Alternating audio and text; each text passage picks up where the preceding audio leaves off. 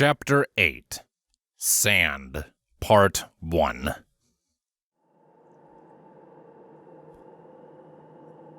Twilight watched a lavender silhouette fall, long and deep down through the earth. A cerulean blue light chased after her, drawing a line of color through the black. A moment after the lights met, the lavender light hit the bottom of the cavern and shattered into a million fragments. The blue one tried to collect the fragments, but the lavender one sent her away. The fragments gleamed in the shadows. Thousands of rippling shapes approached the light and swarmed over it. Alone, darkness all around her, the light became a shadow. A splatter of red spilled on the obsidian earth. The Black Knight rose. A terrible laugh echoed through the cavern. All around him, heads rolled. Ponies, diamond dogs, griffins, ogres, minotaurs. He spared none, be they young or old, male or female, warriors or farmers, parents or children. He killed them all. The blood rose around him, surging in a liquid sea of red. He was hooves deep in it. The red painting him gave his black armor color and definition. He was mighty. He was indomitable. He was power. Twilight stood in a river of blood. It licked at her belly and matted her coat. She saw the bodies floating on the surface. One drifted past her, a diamond dog pup the same size as she was, with a spike of wood driven deep into his eye. He looked at her with his good eye, and his lips moved. "Demon pony." His voice struck her to the core, and she answered, "I had to kill you!" The diamond dog closed his eye and gave her no reply. "I had to live!" Next, a pony with only burns for a face drifted beside her and spoke from the charred hole of his mouth. "You enjoyed it." Horror gripped her. It was true. The broken corpses all opened their eyes and turned them on her. "You enjoyed killing us." Stumbling, Twilight fled the bodies. The blood clung to her hooves until she pulled herself free of the river.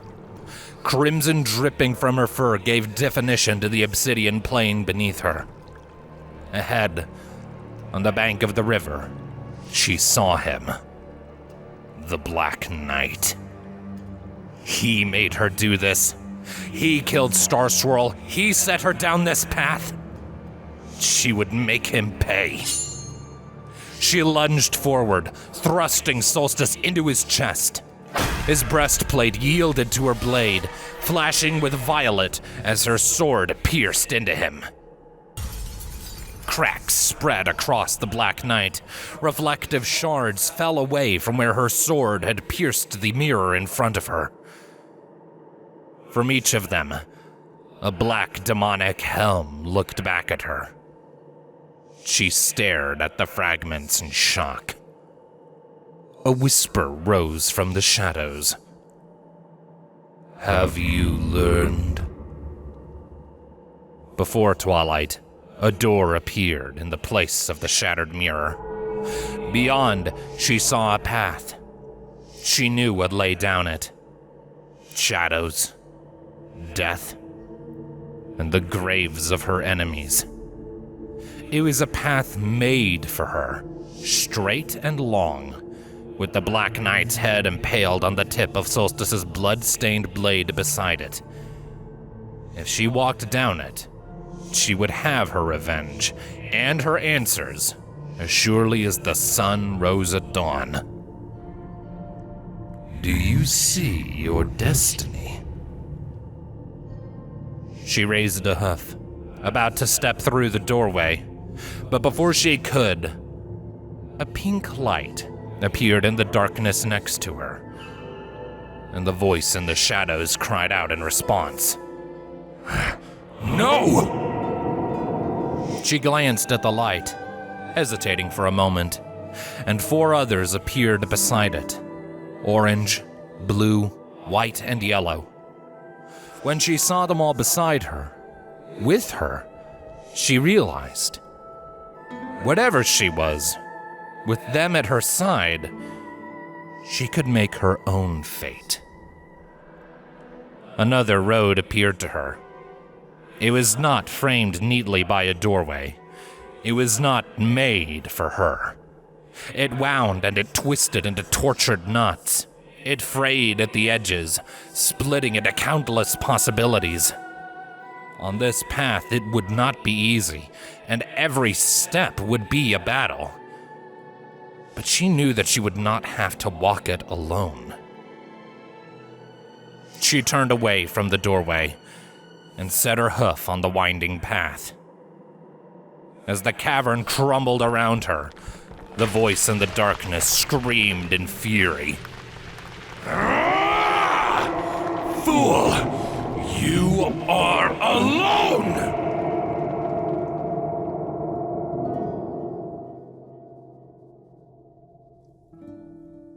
Twilight woke with the voice still echoing in her mind. She was lying on a mat with a woven blanket draped over her. Sunlight flitting in from an open doorway revealed the masoned stone of the floor, walls, and ceiling. She was alone in the room. She sighed. "Just another nightmare." Strangely enough, though, this time her heart was beating normally. With a yawn, she rolled and arched her back, stretching luxuriously. She could vividly remember the blood from the dream, along with the voices of her victims taunting her. Even if the voices were right, she had to defend herself. From the moment she had taken a pony's life for the first time, she had only ever killed out of necessity. She had never murdered, but she still knew that any killing was still wrong. She settled back onto the mat, remembering a time when she was just a filly, and there had been a murder in Candlekeep. A young mare had confessed to stabbing both her parents to death. Starswirl was one of the scholars called upon to decide her fate. Out of curiosity, Twilight had listened to the deliberations with her ear pressed up to the door. The murder fascinated her. She wanted to understand why a child would kill both her parents. Starswirl had argued for mercy. The mare's father was a drunk, her mother a loon. They may have been abusive, but he couldn't prove it. In the end, the mare was sentenced to be hanged. Twilight managed to sneak away before any of the scholars left the room, but Starswirl caught her around the corner. He asked her why she had been eavesdropping, and she answered with a question of her own. "Why is killing wrong?" Then she needed a sound argument to explain why it was wrong. To her young mind, it had seemed like killing was a natural solution to a natural problem. It was obvious the mare could not tolerate her parents. A lesser guardian might have told her it's wrong because it is, but not Starswirl. Starswirl had recited a poem. "No mare is an island entire of itself. Every mare is a piece of Equestria, a part of the main. If a clod be washed away by sea, the whole is the less, as well as if a pony city were, as well as if a manor of thy friends, or if thine own were. Any one's death diminishes me, because I am involved in all kind. And therefore, never send to know for whom the bell tolls. It tolls for thee." At first, she didn't understand, and Starswirl had explained that everyone has value. Taking a living creature away from Equestria took something important from everyone.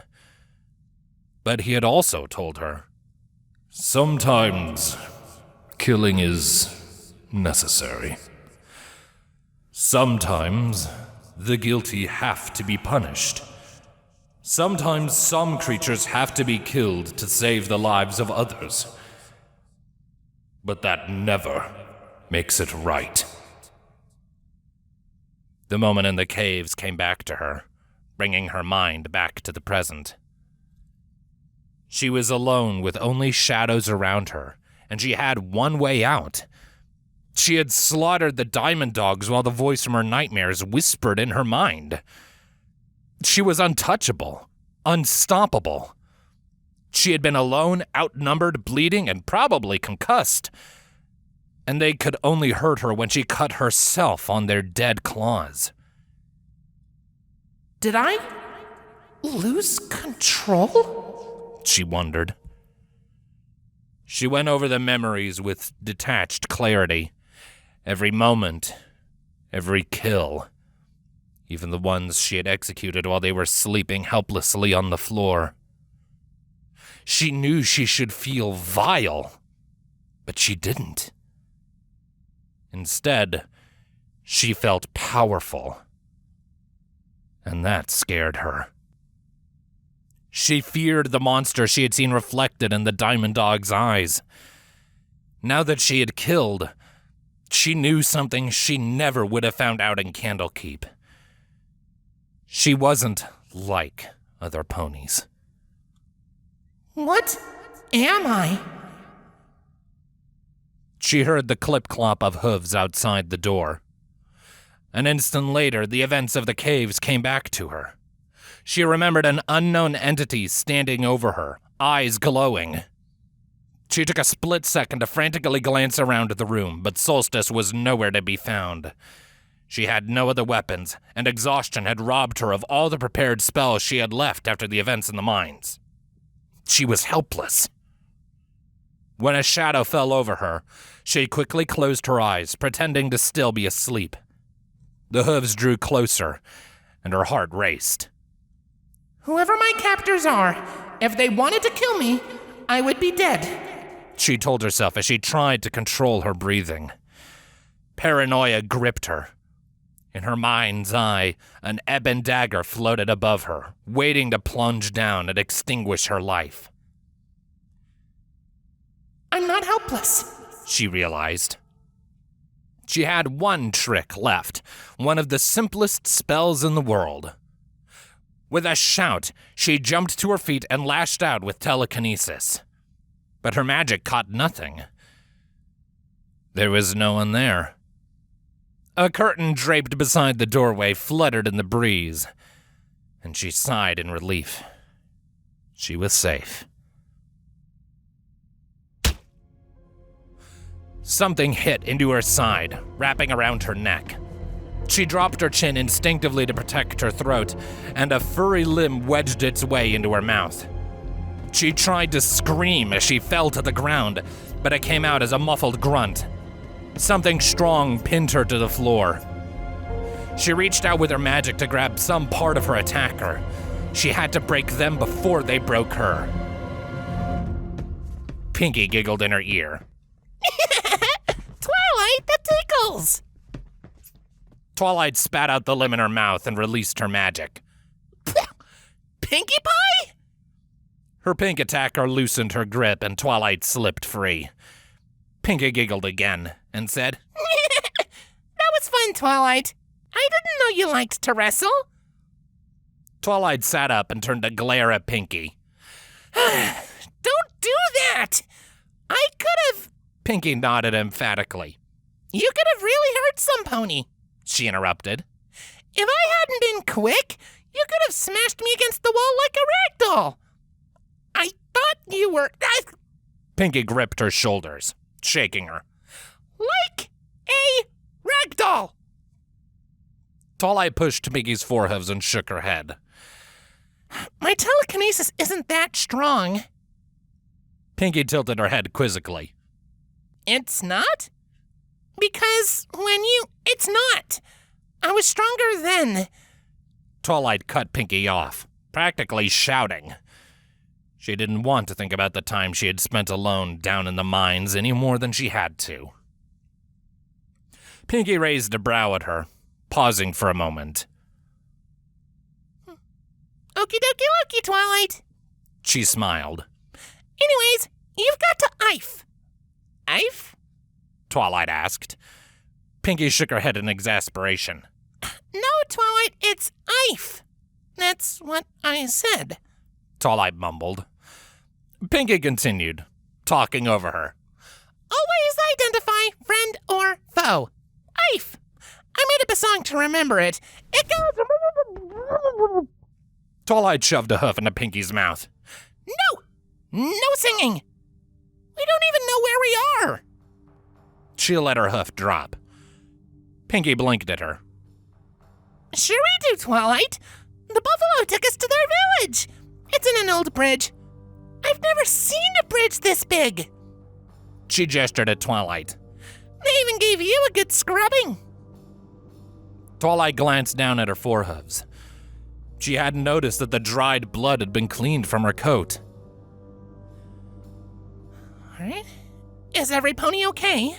She asked. Pinky nodded. Yep, safe and sound, A-okay. Oh, that reminds me. I'm supposed to let every pony know you're awake. She jumped up, trotting briskly to the door. In the doorway, she paused and glanced over her shoulder. You coming, Twi? Twilight stood up and followed Pinky.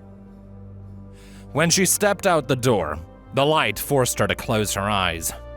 Compared to the cool stone room, the air out here was uncomfortably hot. Her hooves clopped on a wooden surface as she took another step. She cracked her eyes open. Yelping, she quickly stepped back from the edge of the walkway beneath her hooves. Over 100 hoof spans beneath her, a dry riverbed snaked its way across the barren earth. When she noticed the wooden guardrail, she breathed a sigh of relief and stepped forward again. The light of the setting sun bathed the ruddy red landscape, casting long shadows on the floor of the canyon beneath her. On one side of the riverbed, dry trees stood. Only a few of them bore leaves. To either side of the riverbed, immense stone pillars rose up from the ground. Twilight followed them up. They supported a massive stone bridge that extended to either side of her, spanning the canyon. From the pillars, towers continued up on either side of the bridge. She had to crane her neck to see their crenellated, weathered tops. Pretty neat, right? Pinky said, from where she stood beside Twilight. Twilight nodded as she gazed at the crumbling architecture of the ancient bridge around them. Come on, Pinky said with a laugh, and set off down the walkway. Twilight followed Pinky. Beside her, curtained doorways led off the walkway into rooms shielded from the heat of the day by thick stone. Tilting upward, the boards followed the rubble, and Twilight climbed the walkway to the surface of the bridge. Where it was intact, the bridge was wide enough for hundreds of ponies to walk across at the same time. She watched lumbering creatures with large heads and curved horns and massive, hunched shoulders maneuver their way across wooden walkways that patched the gap in the bridge. From their distinguishing features, she identified them as buffalo. They glanced at her and Pinky with curiosity, but otherwise left them alone. Ahead, as the sun set, a pair of buffalo drew back a wooden walkway leading over a wide gap between the central portion of the bridge and the Badlands. No sandcats would reach them here. Twilight noticed her friends waiting in the shade at the base of one of the towers. Rarity manipulated a book with her levitation, biting her lip in concentration. Next to Rarity, Fluttershy was running a brush through Angel's fur. Beside them both, Rainbow Dash and Applejack stood in each other's faces next to a pony-sized buffalo that appeared to be an adolescent. "You say this, Apple!" Applejack shouted, holding up the offending object in her huff. It's fresh. It was stolen from the Appaloosans' apple orchard less than a day ago. They didn't have a choice. Do you see any water around here? Rainbow yelled back while she gestured at the barren land beneath them. Says the thief. Applejack grumbled loudly as Twilight trotted up, oblivious to the unicorn's approach. Rainbow rolled her eyes. You're acting like I'm Rarity or something. One lousy pair of wing blades and that is enough, Rarity said. She dropped the book and stood. You two have been arguing constantly for the past 5 minutes, and now you talk about me like I'm some petty thief. It is insufferable, inequine. I can hardly get... She stopped, noticing Twilight.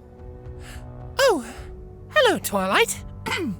It's good to see you up, she said sweetly.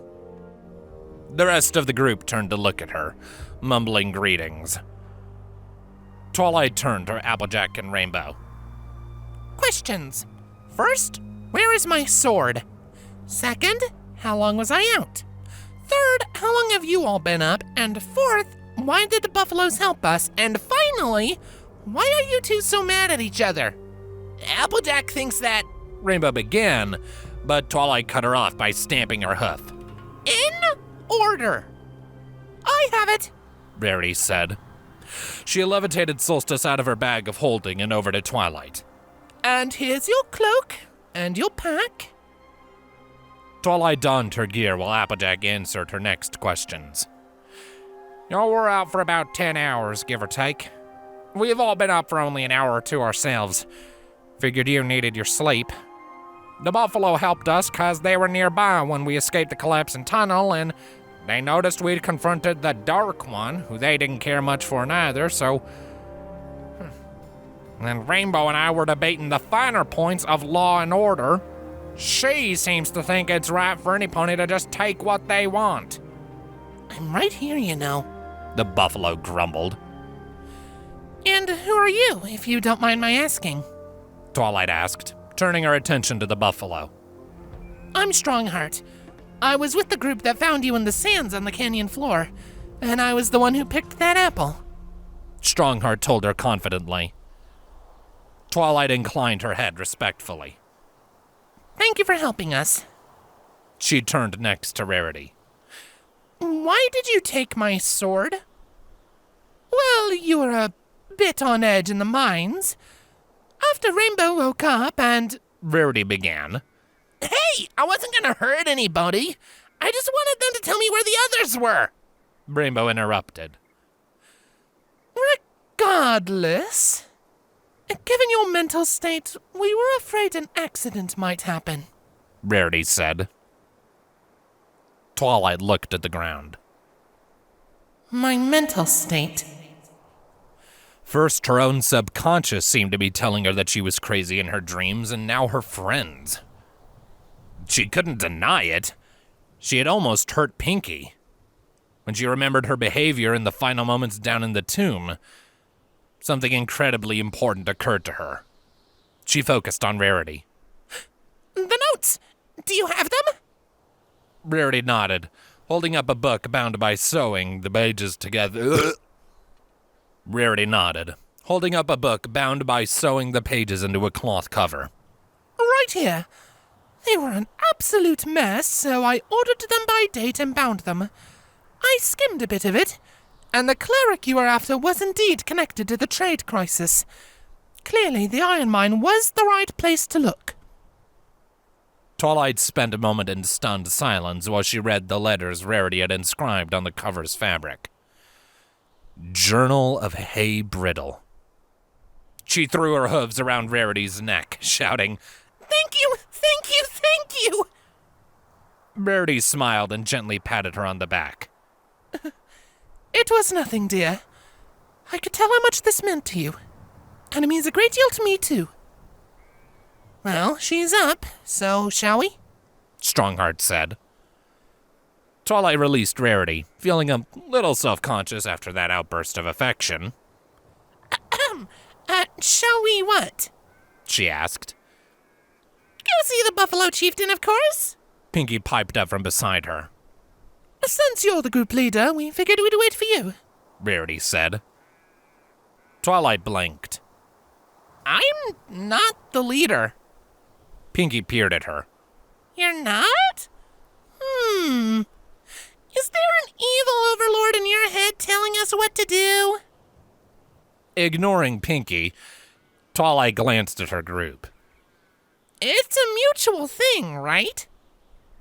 Applejack nodded. It is. You're the one who makes decisions. You've let us find so far. I don't think any pony can honestly say they've had any serious complaints. And without your quick thinking, we might have died down there.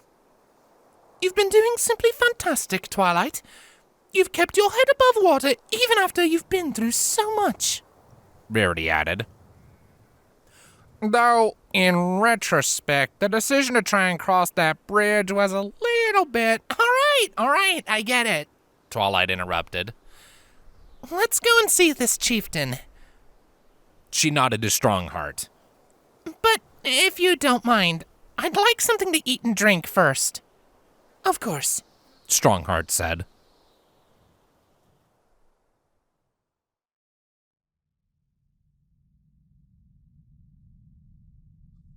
After quenching her parched throat and filling her belly, Twilight stood in the dark interior of one of the towers, surrounded by the elders of the Buffalo tribe.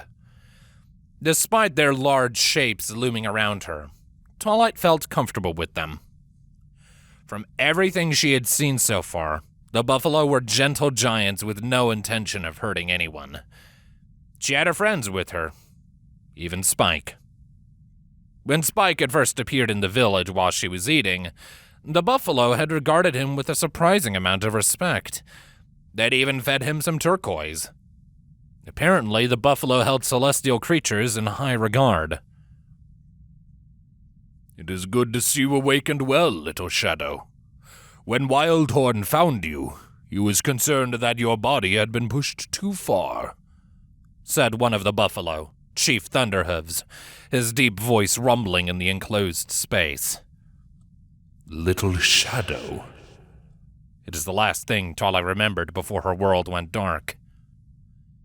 Why do you call me that? She asked. "Because that is what you are," another Buffalo said. And who are you, and what does that mean? Twilight asked. "I am Wildhorn, head druid and lore keeper for the tribe.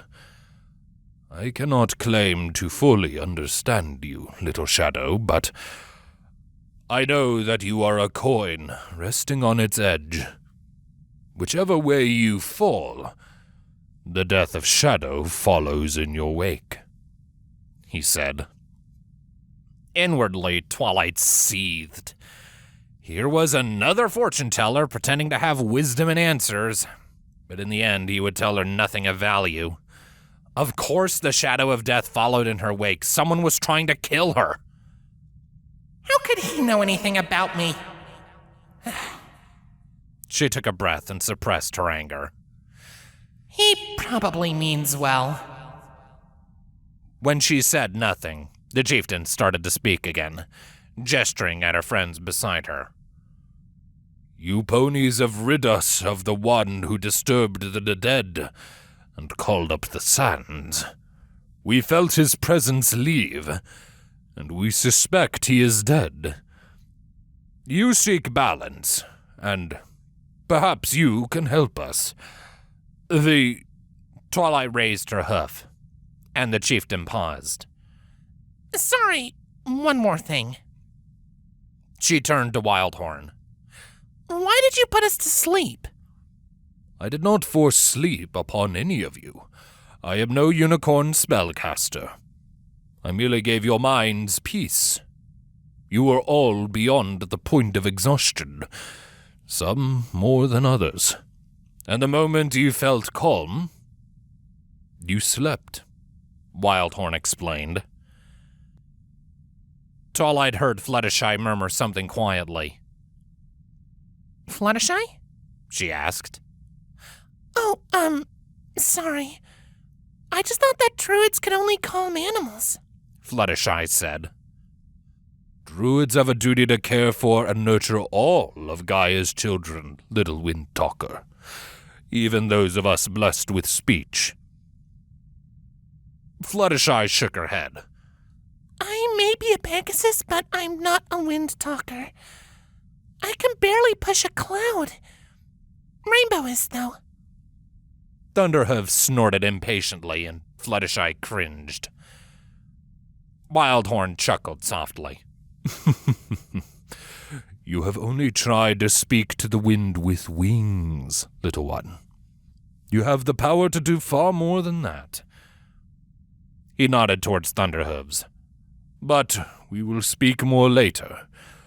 At the moment, we have pressing matters to discuss. Indeed we do, Thunderhooves said. The land beyond the river is no ordinary desert.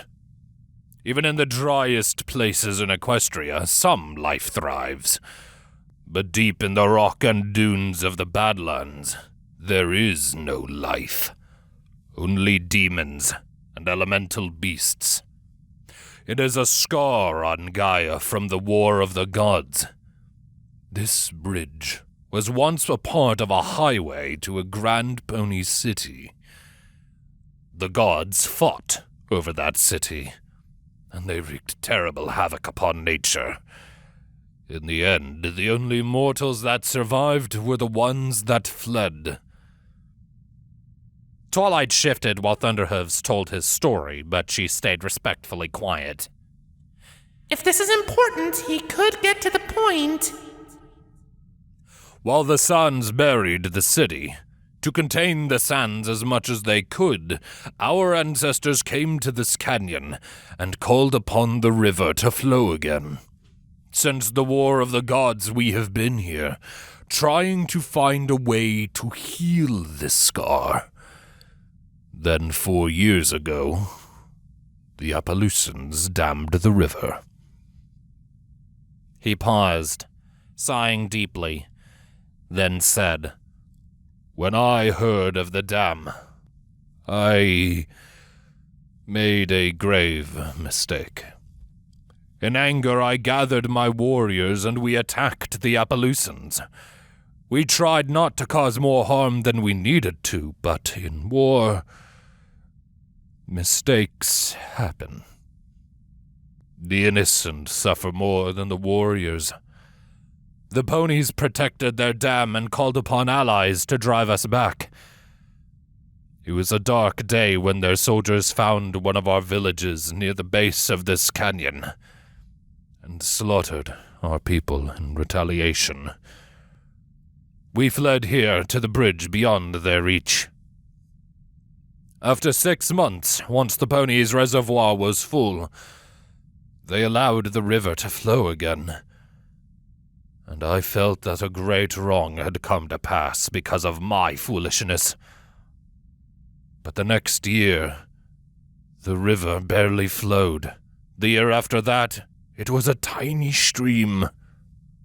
With so little water, the plants and grass we relied on for food could hardly grow.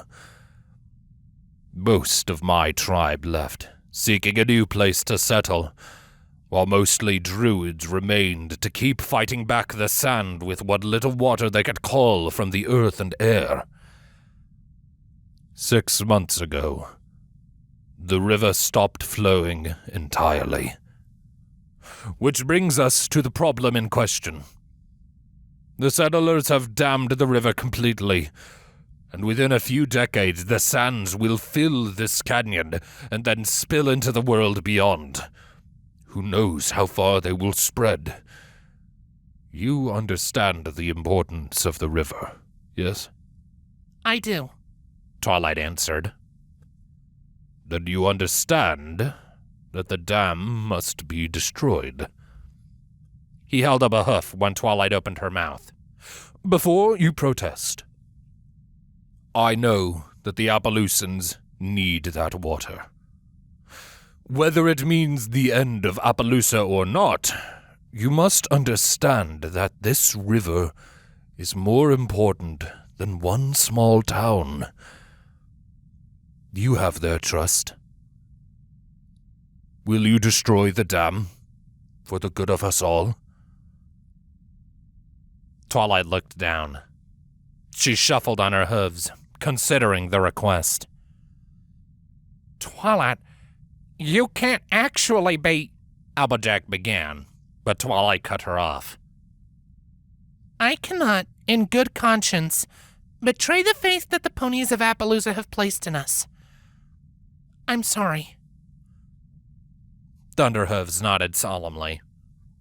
I understand, and I harbor no ill will towards you. You are free to leave, of course, though I would advise that you wait until the day. The sand cats tend to stalk at night, and though the day is hot, it is safer to travel under the sun. Tomorrow morning, I would be honored to guide the ponies who killed the Defiler back to their land.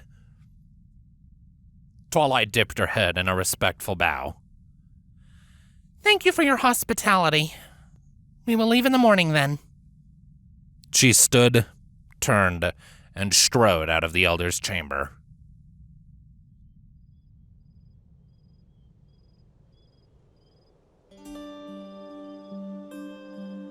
Twilight lay on the stone of the bridge in a spot with a great view of the canyon.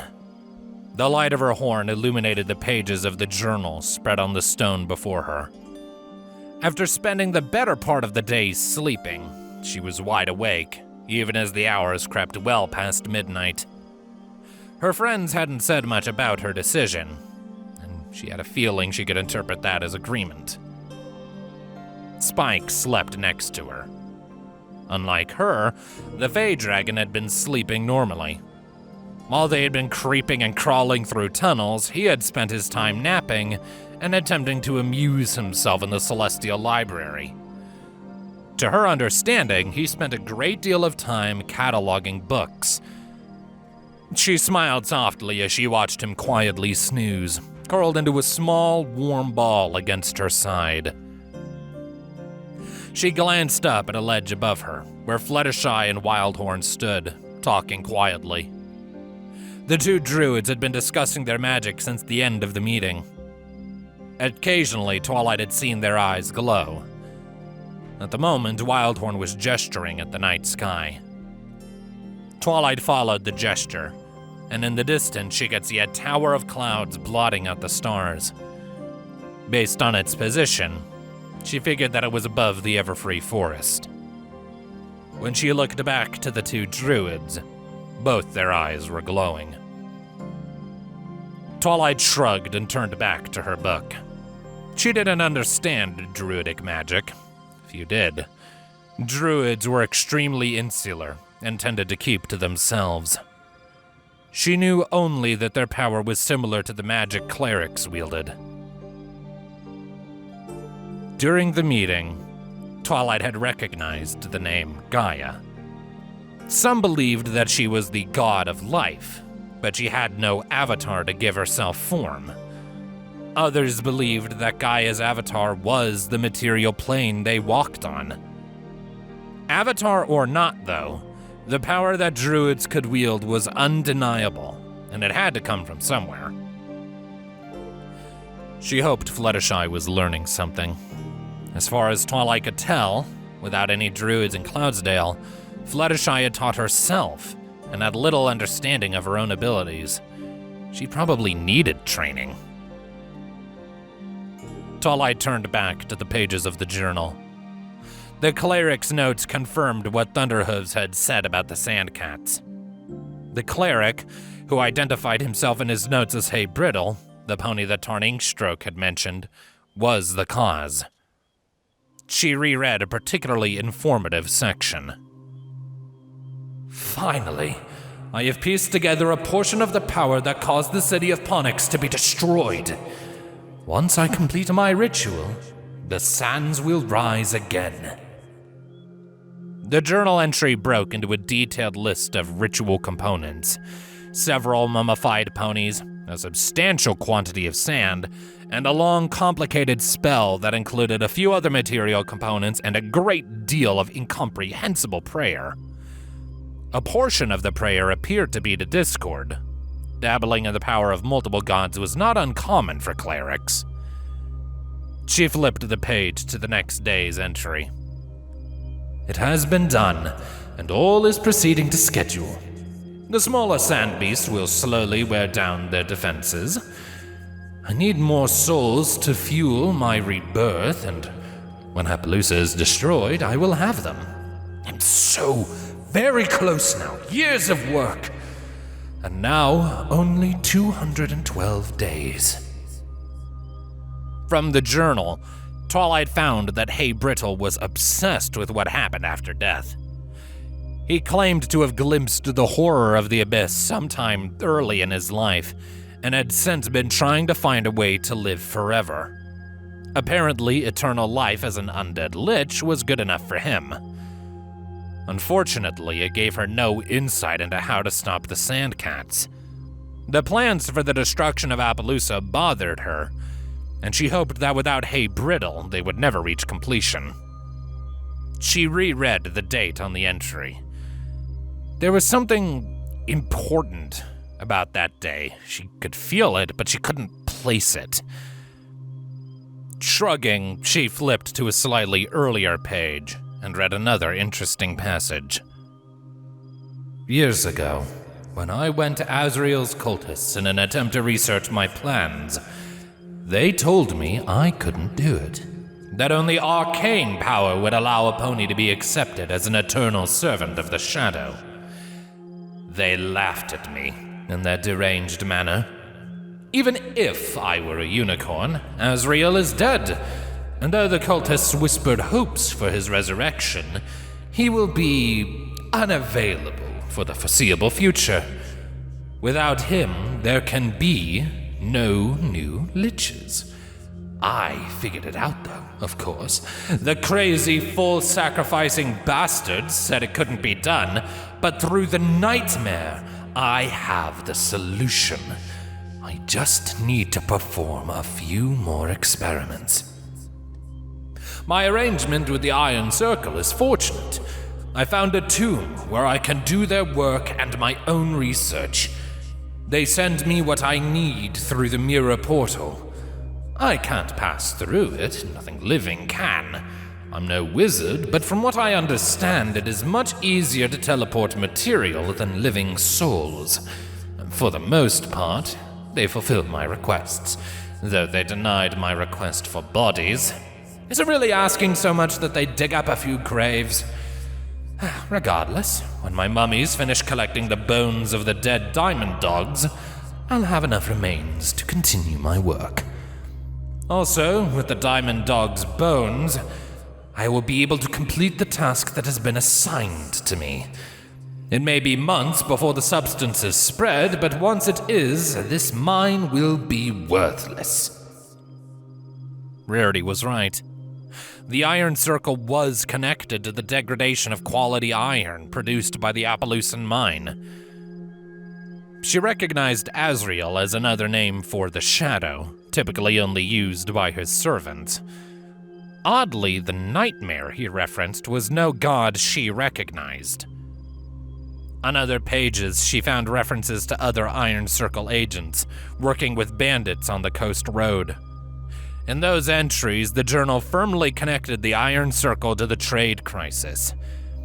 She flipped ahead, finding her favorite portion of the journal. It was the only part that mentioned the Black Knight. The Black Knight is at it again, killing some pony important. But apparently there is some chance his target might slip the net. Of course, it's up to me to coordinate the response. They say I'm the senior region agent, whatever that means. Even though my only means of communication is through written letters transported by the mirror. I think the merchants just don't want responsibility for this debacle. They've got a bounty going. Whoever's in charge wants this Twilight Sparkle good and dead. I'm not sure what I'm supposed to do exactly, but other agents are supposed to report back to me. She flipped the page to the next day's entry. Well, that's just great. It turns out that I'm completely in charge. The Black Knight's been recalled to Manhattan. Something important. I got a report from one of our spies in the Helping Hoof through the mirror. Apparently, Twilight Sparkle has been seen there, and a pony named Applejack killed Tarn Inkstroke. I acknowledged the message and sent it along. I'm starting to understand why they put me in charge. Multiple agents have mirrors of their own, and I can send letters to any of them, though most of the mirrors don't have strong enough enchantments to handle more than a sheet of paper every day or so. I don't need this kind of distraction. They tell me to burn all correspondence, which means I have to get the Diamond Dogs to do it. I can't exactly have a great deal of fire down here, I would suffocate. And getting the dogs to do anything is a hassle. It's slowing down my work. For posterity, I kept a letter cataloging the stupidity of my co-workers. One of them actually identified the location of a safe house in their correspondence. Maybe I'll make them into a zombie and have them clean bones or perform some other task suitable for nincompoops. Soon I won't have to worry about this nonsense any longer. She would have to find out if Rarity had the letter. It might be helpful, but it wasn't important to her at the moment. What was important was that the entry had given her a destination. She knew where to go next. Manhattan.